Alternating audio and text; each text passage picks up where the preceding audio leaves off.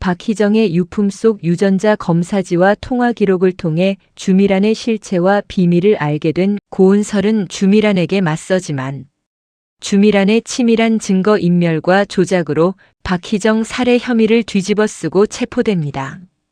국선 변호사 서현재가 고은설의 결백을 밝히기 위해 유전자 검사지와 박희정 휴대전화 확보에 나서지만 주미란이 한 발 앞서 증거를 모두 없애버립니다.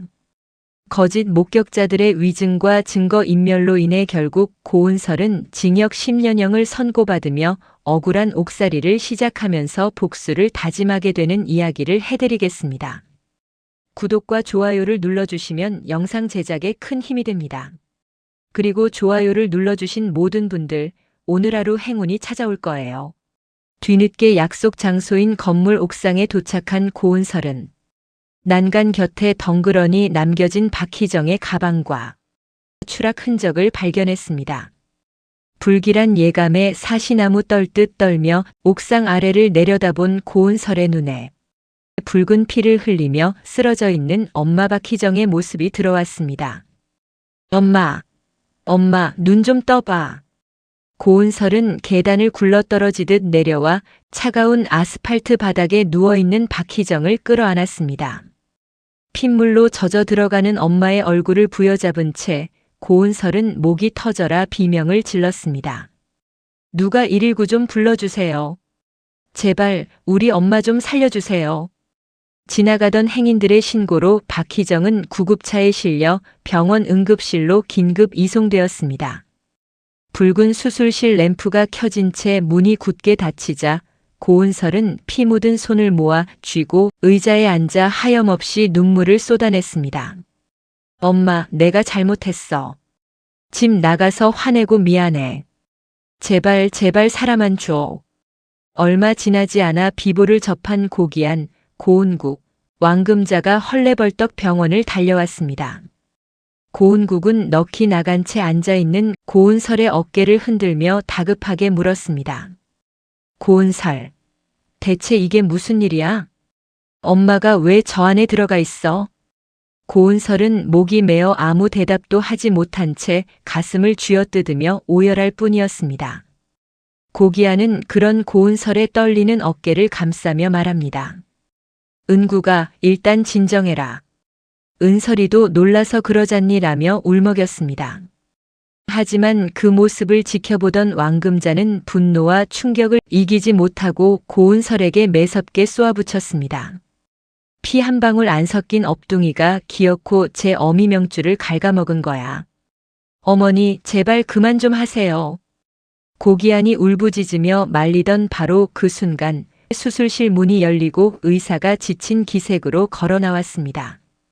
가족들이 일제히 달려들었지만 의사는 무겁게 고개를 숙였습니다. 출혈이 너무 심하고 두개골 손상이 커 손을 쓸 수가 없었습니다. 최선을 다했지만 환자분께서 조금 전 숨을 거두셨습니다. 그 한마디에 병원 복도는 순식간에 통곡과 절규로 뒤덮였습니다.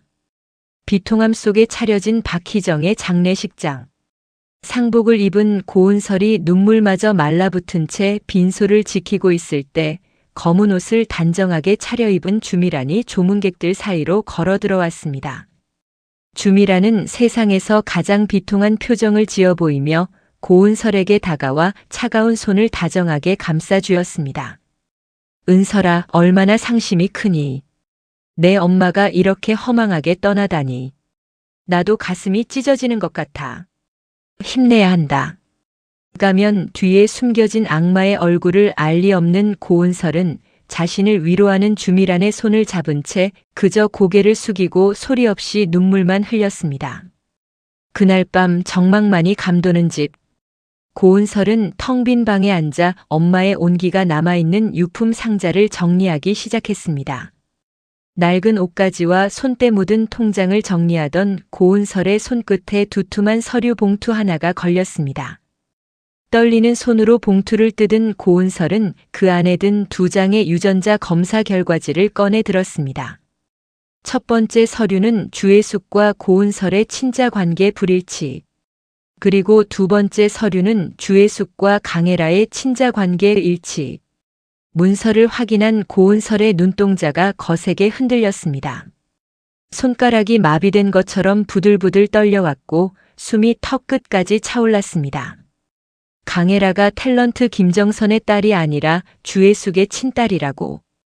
그럼 청마그룹의 유일한 상속녀 강혜라는 가짜란 말이야? 그런데 엄마는 왜 나랑 주혜숙이란 여자랑 유전자 검사를 먼저 했던 거지?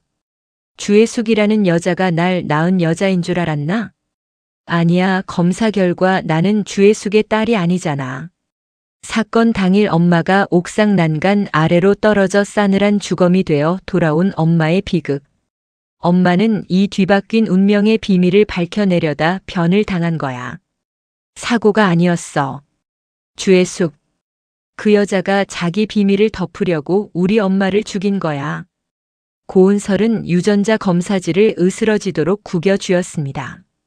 대체 주혜숙이라는 여자가 누구길래? 혼란에 휩싸인 고은설은 화장대 서랍에 놓여있던 엄마 박희정의 휴대전화를 집어들었습니다. 떨리는 손으로 통화 목록을 열어 확인하자 엄마가 사고를 당하기 직전까지 빈번하게 통화했던 번호 하나가 선명하게 남아있었습니다. 저장된 이름은 주혜숙. 엄마가 마지막까지 이 여자랑 통화했어. 분명 이 여자와 엄마 사이에 무언가 있었던 거야. 은설은 진실을 확인하기 위해 자신의 휴대전화를 꺼내 엄마의 통화 목록에 찍힌 번호를 그대로 눌렀습니다. 적막한 방 안에 긴장된 신호음이 몇 차례 울려 퍼졌습니다. 마침내 딸깍하는 소리와 함께 통화가 연결되었고 수화기 너머로 귀에 익은 차분한 여자 목소리가 흘러나왔습니다.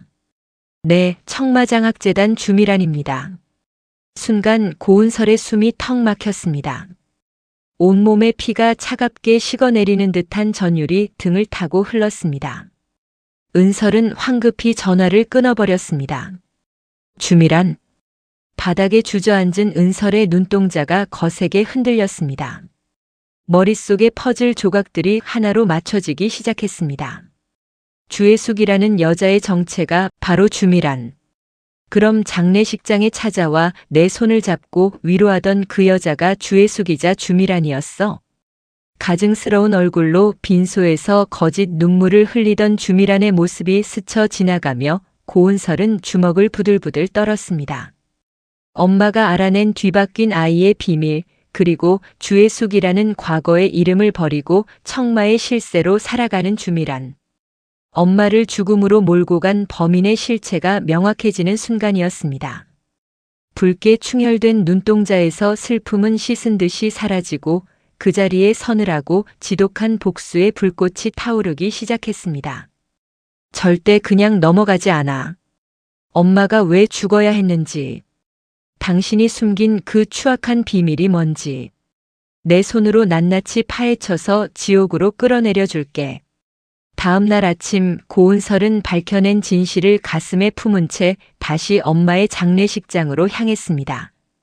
침통한 분위기 속에서 조문객을 맞이하던 바로 그때 장례식장 입구의 문이 거칠게 열리며 형사 대여섯 명이 빈소 안으로 들이닥쳤습니다. 조문객들이 웅성거리며 길을 비키는 사이 담당 형사가 곧장 상주석에 서 있던 고은설에게 다가가 차가운 목소리로 체포영장을 펼쳐 보였습니다. 고은설 씨, 박희정 씨 살해 혐의로 긴급 체포합니다. 네. 살해요? 제가 우리 엄마를요? 순식간에 들이닥친 수갑의 차가운 금속 감촉에 고은설의 전신이 얼어붙었습니다. 이거 놓으세요. 내가 왜 엄마를 죽여요? 아니에요. 난 절대 엄마를 죽이지 않았어요. 고은설은 몸부림치며 울부짖었지만 형사들은 은설의 양팔을 거칠게 꺾어 제압했습니다. 빈소는 아수라장이 되었고 왕금자는 살인자년이 기어코 죗값을 받는다며 바닥을 쳤으며 고은국은 경악한 채 얼어붙었고 고기아는 우리 은설이가 그럴 리 없다며 형사들을 붙잡고 늘어지다 바닥에 나뒹굴었습니다.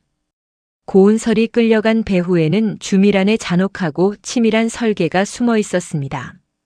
주미라는 사건 직후 사람을 매수해 사건 현장인 옥상 주변의 사각지대 CCTV를 통째로 훼손하고 복구 불가능 상태로 지워버렸습니다. 나아가 거액의 돈으로 매수한 가짜 목격자들을 내세워 경찰에 거짓 진술을 하도록 공작을 마친 상태였습니다. 사건 당일 밤 옥상에서 모녀로 보이는 두 사람이 심하게 다투며 멱살을 잡고 소리치는 걸 똑똑히 들었습니다. 조작된 거짓 진술과 완벽하게 꾸며진 알리바이 앞에서 결백을 외치는 고은설의 절규는 힘없이 묻혀버렸습니다. 박희정을 밀어 떨어뜨린 주미란의 손에 의해 고은설은 졸지에 가장 사랑했던 엄마를 제 손으로 죽인 폐륜 살인범이라는 잔혹한 덫에 갇히게 되었습니다. 취조실의 차가운 형광등 불빛 아래 손목에 은색 수갑을 찬 고은설은 담당 형사를 향해 핏발 선눈으로 요구했습니다. 주미란 청마장학재단 주미란 실장 당장 불러주세요. 그 여자 얼굴을 봐야겠어요. 형사들은 억울함을 호소하며 고집을 꺾지 않는 고은설의 완강한 태도에 결국 참고인 신분으로 주미란을 경찰서로 불렀습니다. 얼마 지나지 않아 무거운 철문이 열리고 한치의 흐트러짐 없는 단정한 옷차림의 주미란이 우아한 걸음걸이로 취조실 안으로 들어섰습니다. 주미란은 형사들을 밖으로 내보낸 뒤 맞은편 의자에 앉아 안타까움과 걱정이 가득 담긴 가면을 쓴 채 입을 열었습니다. 은설아, 이게 대체 무슨 날벼락이니? 나를 급하게 찾았다고 들었는데 무슨 일로 부른 거니? 다정한 척 건네는 위선적인 목소리에 고은설의 턱끝이 분노로 파르르 떨렸습니다. 고은설은 테이블 위로 상체를 바짝 들이밀며 낮고 서늘한 목소리로 주미란의 눈을 똑바로 쏘아보았습니다. 아줌마가 우리 엄마 죽였죠. 순간 주미란의 미간이 아주 미세하게 꿈틀거렸으나 이내 기가 차다는 듯 부드러운 헛웃음을 흘렸습니다. 은설아, 엄마를 잃은 충격이 크다는 건 알겠지만 내가 왜 그런 끔찍한 짓을 하겠니? 말도 안 되는 소리 하지 마. 주미란의 뻔뻔한 태도에 고은설은 억누르고 있던 감정을 터뜨리며 테이블을 내리쳤습니다. 찰랑거리는 수갑 소리가 좁은 취조실을 날카롭게 울렸습니다. 발뺌하지 마세요. 우리 엄마가 아줌마 비밀 알고 있어서 그 비밀 덮으려고 옥상에서 밀어 죽인 거잖아요. 비밀이라는 단어가 은설의 입에서 튀어나오자 주미란의 얼굴에서 온화했던 미소가 순식간에 사라졌습니다. 서늘하게 식어버린 주미란의 두 눈이 허공에서 고은설의 시선과 날카롭게 부딪혔습니다. 주미란은 이내 감정을 지운 서늘한 목소리로 되물었습니다. 비밀? 무슨 비밀? 고은설은 숨을 몰아쉬며 힘주어 쏘아붙였습니다. 강혜라 아줌마 딸이잖아요. 그 순간 주미란의 눈동자가 흔들렸으나 그녀는 찰나의 순간에 표정 관리를 하고 고은설은 매섭게 말을 몰아붙였습니다. 우리 엄마가 그 추악한 비밀을 알고 있으니까.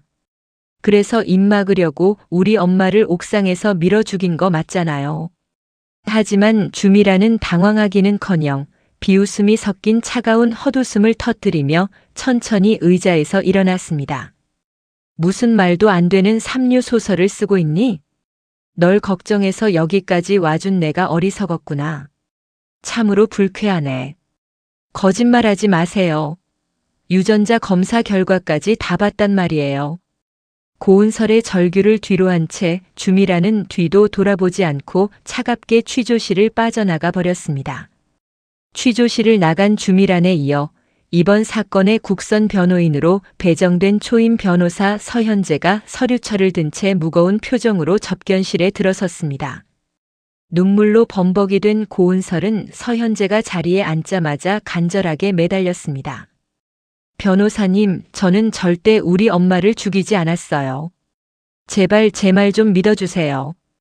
제가 엄마한테 문자를 받고 옥상에 도착했을 땐 이미 엄마 가방만 덩그러니 남겨져 있었고 엄마는 옥상 아래로 떨어진 상태였어요. 그래서 전 너무 놀라 바로 주변 사람들에게 도움을 요청한 것뿐이라고요. 서현재는 은설의 핏발 선 눈을 바라보며 깊은 한숨을 내쉬었습니다. 은설 씨 마음은 알겠지만 우리 쪽 증거가 너무 불리해요. 옥상 출입구 쪽 CCTV 영상을 확인했는데 그 시간대에 옥상으로 올라간 사람은 어머니 박희정 씨와 고은설 씨 두 사람밖에 없어요. 다른 사람이 올라가거나 내려간 장면은 전혀 찍히지 않았습니다. 그럴 리가 없어요. 분명 누가 CCTV를 조작한 게 분명해요. 고은설은 가슴을 쥐어뜯으며 억울함에 몸을 떨었습니다. 의심스러운 사람이 있어요. 청마장학재단 주미란 실장 그 여자예요. 우리 엄마가 그 여자 비밀을 알고 있어서 입을 막으려고 엄마를 죽인 게 분명하다고요. 주미란이라는 이름과 청마그룹이 언급되자 서현재 변호사는 날카롭게 눈을 빛내며 물었습니다. 비밀이라니요? 주미란 실장이 무슨 비밀을 숨기고 있다는 겁니까? 청마그룹의 유일한 상속녀인 강혜라. 걔가 탤런트 김정선 딸이 아니라 주미란 그 여자의 친딸이에요. 우리 엄마가 직접 의뢰한 유전자 검사 결과지까지 있어요. 강혜라가 주미란의 딸이라고요? 뜻밖의 거대한 비밀에 서현재의 얼굴에 충격이 스쳤습니다. 고은설은 숨가쁘게 말을 이어갔습니다. 그런데 이상한 점이 하나 더 있어요. 엄마는 처음에 저랑 주미란 그 여자의 유전자 검사를 먼저 했고 그게 불일치로 나오자 두 번째로 주미란과 강혜라를 검사했어요. 분명 여기엔 제가 모르는 더 큰 비밀이 얽혀 있는 게 분명해요. 서현재 변호사는 사안의 중대성을 직감하고 다급하게 물었습니다. 그 유전자 검사 결과지 지금 어디 있습니까? 그게 있으면 수사 방향을 완전히 뒤집을 수 있습니다. 제가 지내던 고시원 방 책상 서랍 안쪽 서류 봉투에 넣어뒀어요. 그리고 변호사님, 저희 엄마 휴대전화도 꼭 확인해 주세요. 고은설의 눈빛에서 거짓없는 결백과 절박함을 읽어낸 서현재 변호사는 주먹을 꽉 쥐며 단호하게 고개를 끄덕였습니다. 알겠습니다, 은설 씨.